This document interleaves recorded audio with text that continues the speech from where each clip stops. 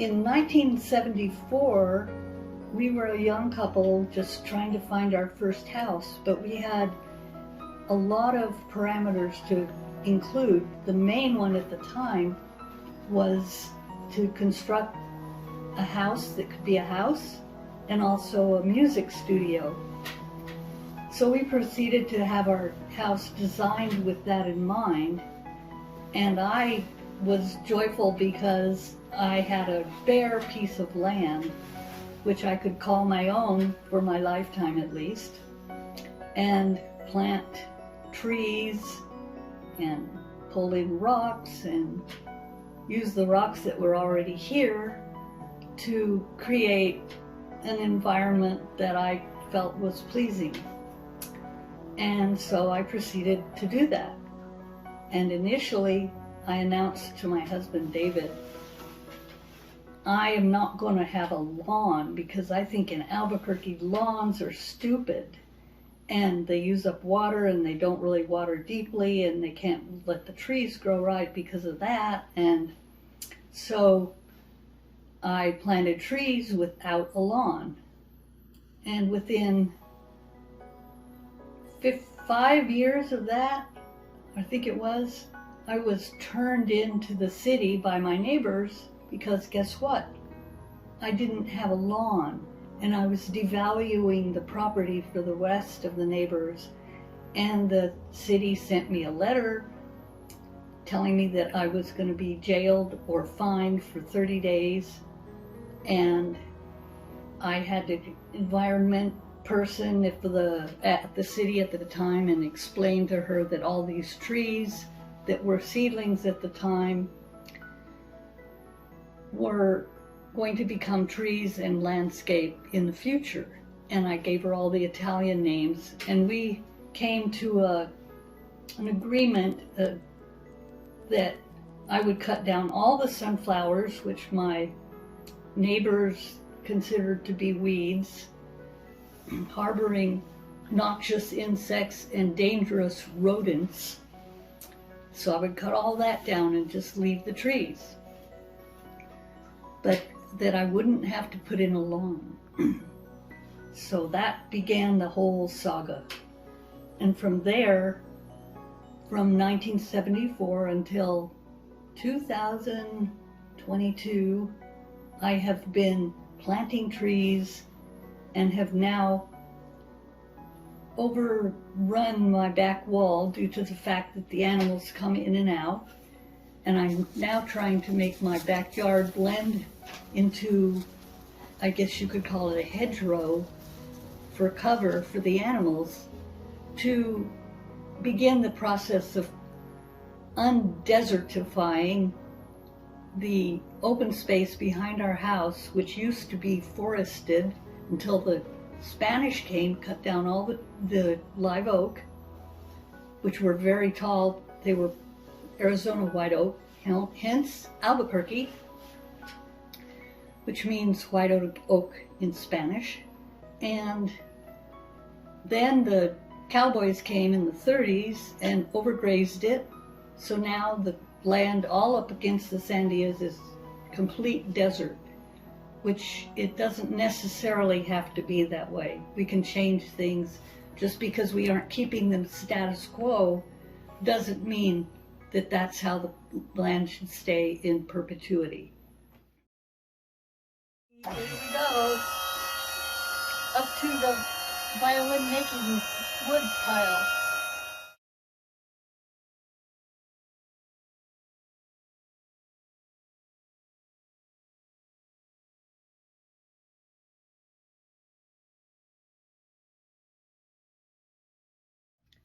Here are all the parts of a violin: the ribs, or the sides, the scroll or the neck where you play,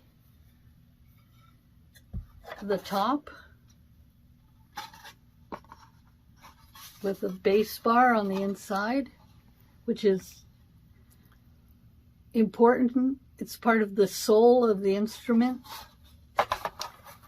And here's the back, made out of decorative wood that's also hard. In this case, it's called quilted maple. and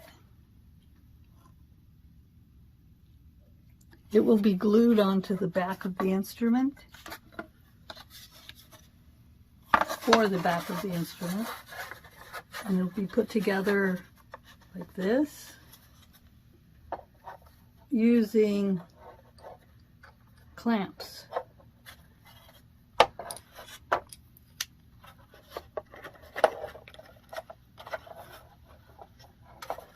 And then the top will be put on in the same manner eventually.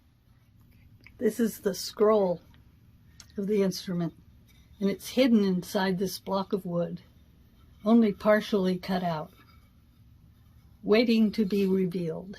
The bass bar on this side and the sound post on this side creates a support system, sort of like a trestle for a bridge, that makes the violin so unique and gives it the power that it has in tone.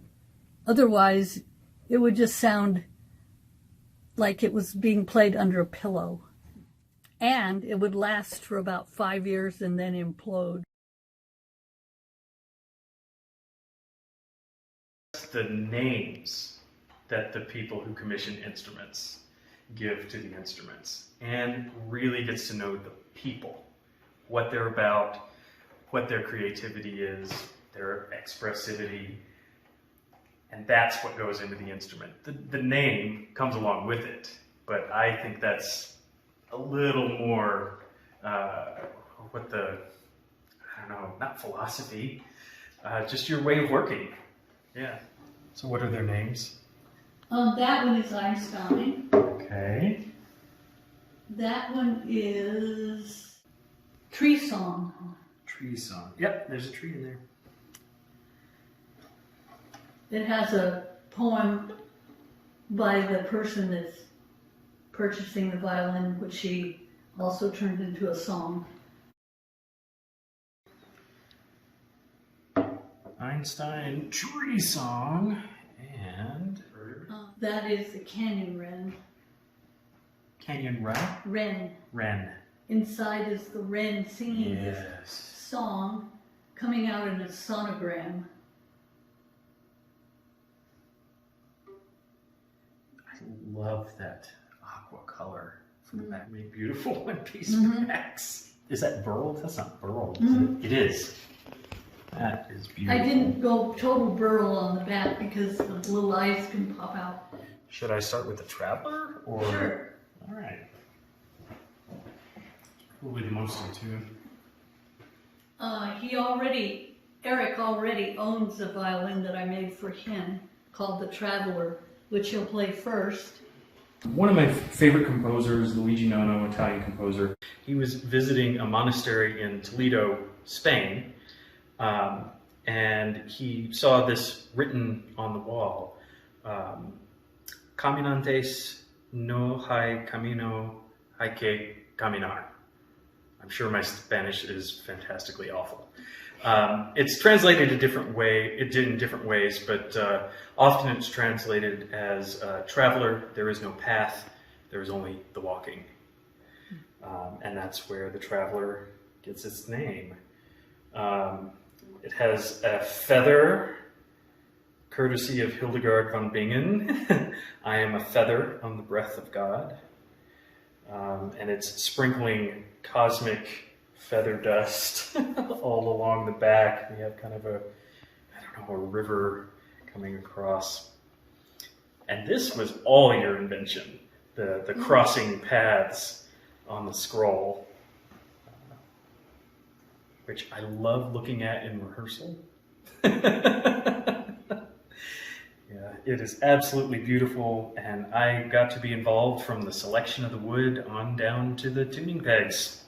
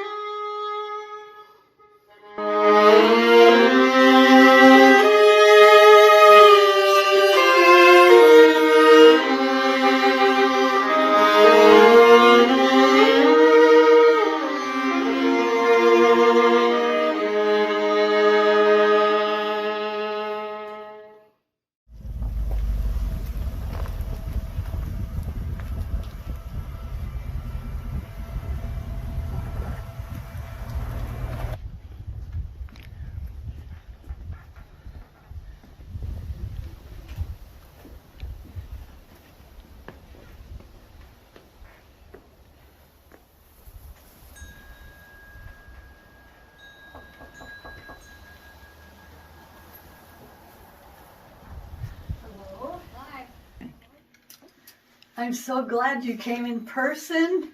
Well, I'm glad to be here in person. Absolutely. We've been planning this event for 2 years. I started her violin in, well, actually a little longer than 2 years. I started her violin in 2020, and it's now 2022. And her violin is in the next room, which we will proceed to go to. And she has her case ready to take it home. So follow me. All right.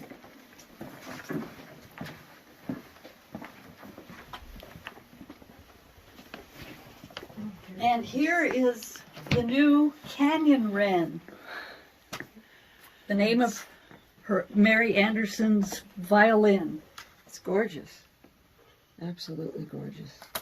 There's a little Canyon Wren on the inside. Thank you. One piece back. It's beautiful. And I know that you didn't want me to see the final photo because you have added something here that is quite a surprise. I did not expect. Looks like a little turquoise inlay on the fine tuner for the E string. That is absolutely gorgeous. And then on the back side of the scroll is a little... Oh, this is the tail feather we had talked about, whether or not I wanted it. And I said yes, and there it is. The tail feather for a canyon wren. Very distinctive. It's beautiful. Absolutely gorgeous. And the other thing I noticed that's just beautifully distinctive is the pegs have this diamond-shaped inlay, and you've matched the tailpiece with that. That is absolutely superb. That's another surprise. So, thank you. So I'd like to give you a little background on how I came to meet Anne, and it's a function of this violin, which was made by my great-great-grandfather in the late 19th century.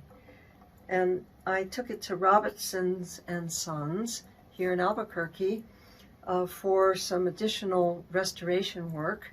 And while I was there, a lady who is a teacher there, her name is Barbara Barber, happened to show me a violin called Pythagoras, made by Anne Cole. And I had been in search of a female luthier to make a violin for me at some point. And once I saw Pythagoras, I had to learn more about Anne, and that's how I came to find her and to have the Canyon Wren violin made by her.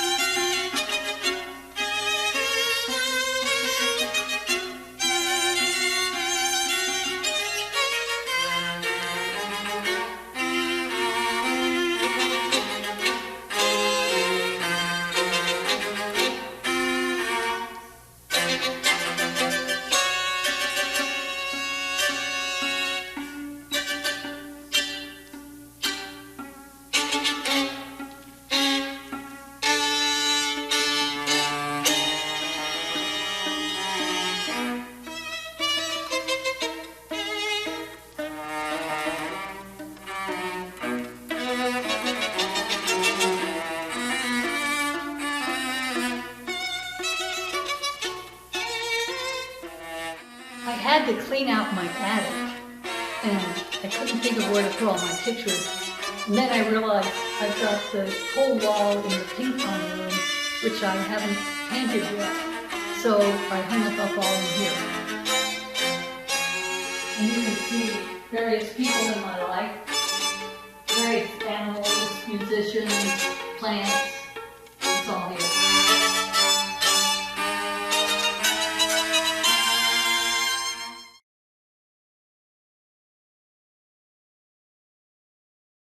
We were music teachers, but we didn't want to have a sign in front of our house, for heaven's sakes. We're in a neighborhood.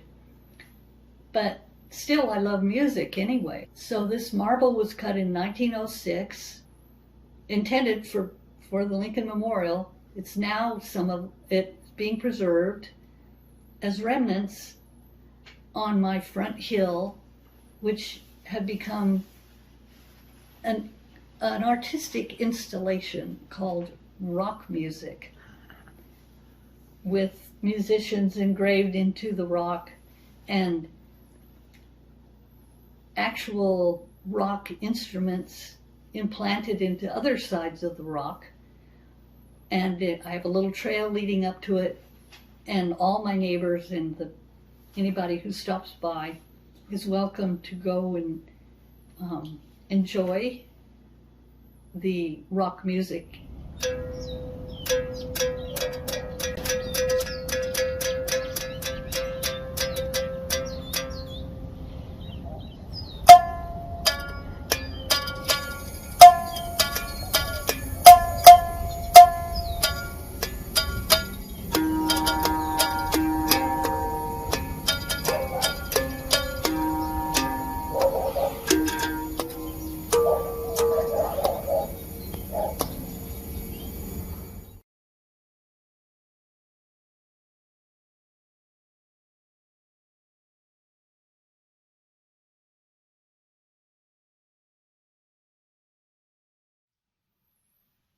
These fables have now become part of the lore and the lure of the Albuquerque open space.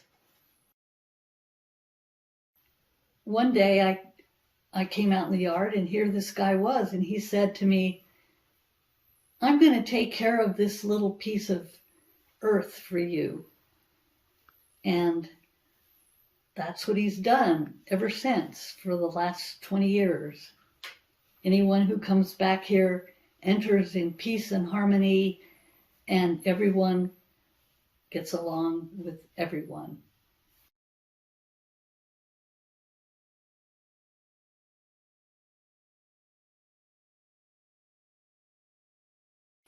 My house, which adjoins the open space, also sits on a minor fault that goes up through the Rio Grande Valley, which is an offshoot of a failed continental rift, which started up millions of years ago and then for unknown reasons just stopped. So the Rio Grande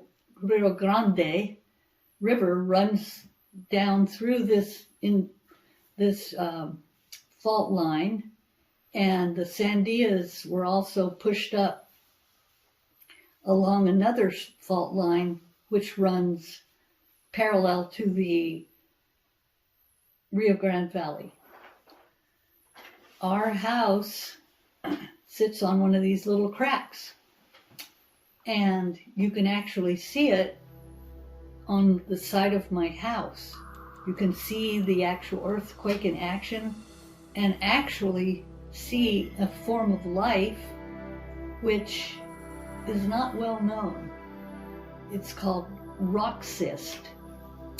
These rock cysts live in little pockets 300 to 400 feet down, and so they only hatch when the earthquake happens.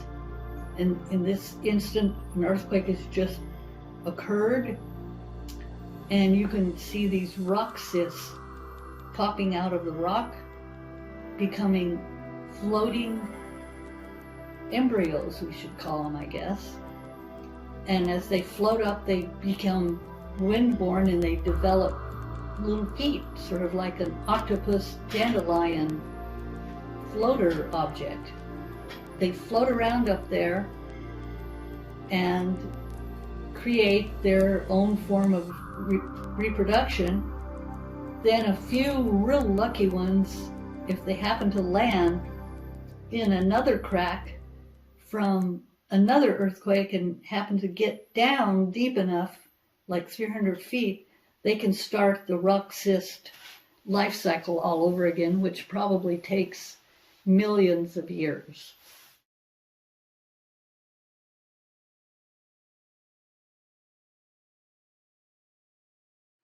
Okay, there is an animal that lives on planet Earth that supposedly is fictitious. And the name of this animal is dragon. He's come to live in Albuquerque, New Mexico. And he resides in areas that have high cliffs, he and she, where they can build a nest and create babies hatched out of eggs, since they're related to the dinosaur bird legacy. And just so some people think that they're fictitious, but in reality, you just don't see them very often because they're hiding out on the highest ledges and in the weirdest places. They burrow down into old lake beds created in the Pleistocene, where an unknown vegetation grows, which is called rock coral. They eat the fungal bodies on rock coral, come up out of the muck, climb onto one of these inaccessible ledges, create a nest up there, lay an egg, and out hatches a baby dragon. But how does the baby dragon get anywhere or get down? Well, he can fly. Many people don't know that there's two kinds of dragons. Some people think dragons have wings. Some people say, no, dragons don't have wings. Well, it turns out that as juveniles, dragons have wings. They're born with wings, so they can get off the cliff where they were born. They fly around in really high altitudes, so nobody sees them much. Some people think they're UFOs, but they're not. They're dragons.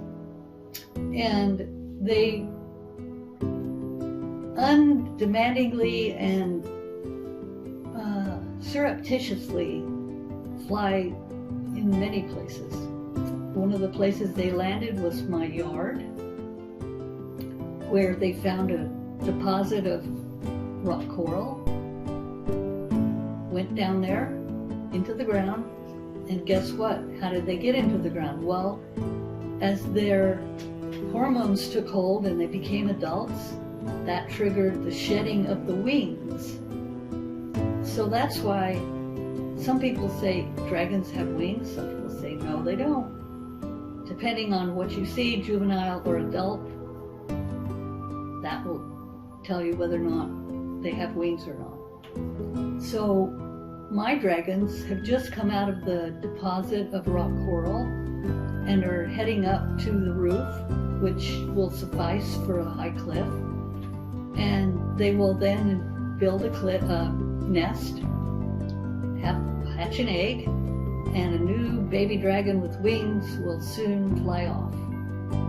Right now, I have the mom and the dad, but they haven't quite made it out of the rock coral and up to the roof to build a nest, which will happen in the next couple of years. So soon we'll have a baby dragon with wings looking down on his parents without wings.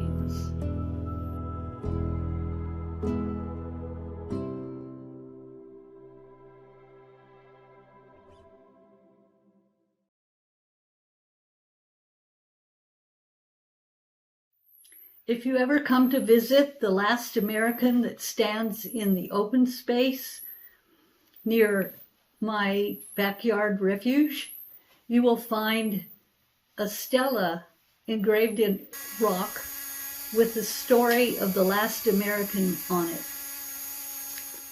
Sometime between 2153 and 2200, some years ago, the supervolcano that quietly trembled beneath Yellowstone National Park erupted. The ash produced from the catastrophic explosion was carried all across America.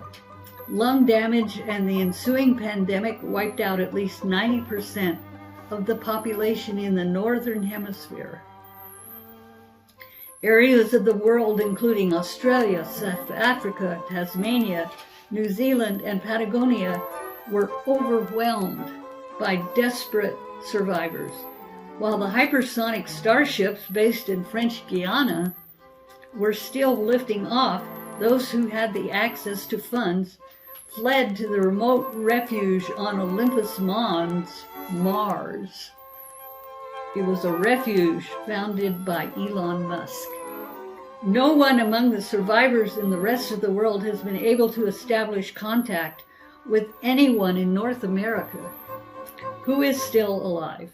However, one man we shall call the last American is wandering with a menagerie of lost animals through New Mexico, hoping to reach the Great Salt Lake near Estancia, where he has heard rumors of a camp being established nearby. The last communique from the USA before all wireless transmissions were lost stated that the remnant federal government of the USA was relocated in Austin, Texas, chosen to be the country's capital, when Washington, D.C. was deserted after the dikes erected in the first decade of the 2100s failed.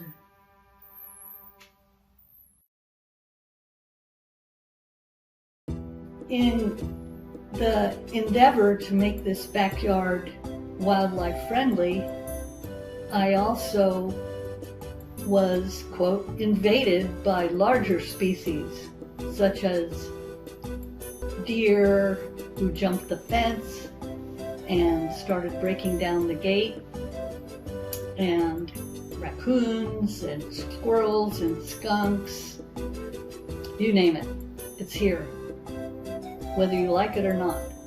So I finally, quote, gave up and opened my yard to anyone and everyone, including the animals. So now I have a pond in the backyard, and also I endeavored to get some kind of watering system for the animals, and we didn't consider the fact that maybe there won't be any water for them. And sure enough, there wasn't. The only water for miles around at that time in 1974 was my little tiny pond. I contacted the Wildlife Association, but I was turned down in getting water to the animals because I didn't have 2 acres. They would only help you if you had 2 acres to make like a wildlife pond or something. Finally, I contacted the newly formed open space and talked to them, and they were kind of enthusiastic. And so Tony Barron, who was my main liaison with the open space at that time, came out, and we figured out how to put in a watering tank for the animals behind my house, right up against the foothills where it starts to become sandias.